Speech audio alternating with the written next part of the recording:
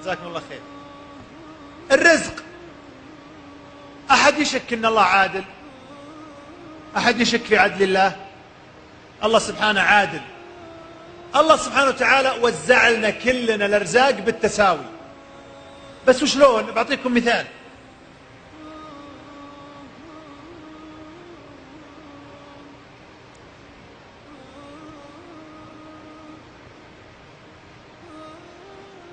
الصفحة دي تشوفونها يا أخوان، تشوفون تقسيمة هذه؟ الله عطانا كلنا رزق واحد لكن مقسم.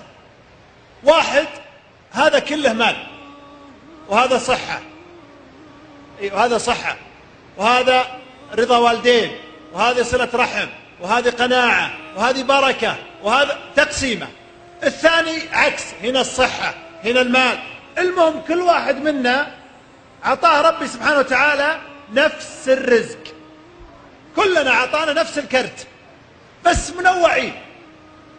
بعض الناس ما يرى الرزق إلا فلوس، فيكون أصلا الله ما عطاه فلوس إلا هنا، ما عطاه الله إلا هنا، هذه رزقته من الفلوس هذه. لكن الله معطيك كرت رزق كامل، تقول له يا أخي الله معطيك صحة، تقول يا أخي كل الناس عندها صحة. تقول له يا أخي الله معطيك رضا والدين، ليش الوالدين؟ لا. كم شال من رزقته الآن؟ هو كم شال من رزقته؟ هو نفسه، بدل ما هي رزقه كاملة شال 3/4.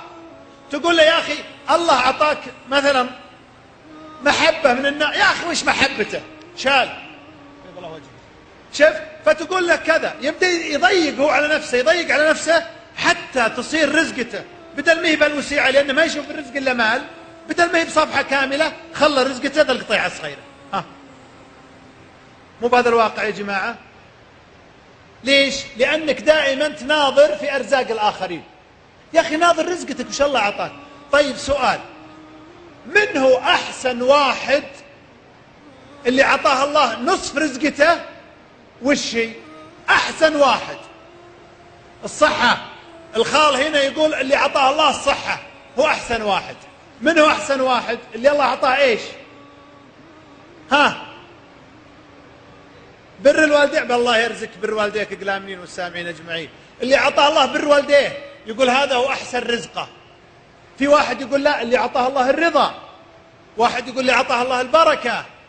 احنا دائما إذا جينا نتكلم قاعدتنا وش هي؟ قال الله وقال الرسول صلى الله عليه وسلم.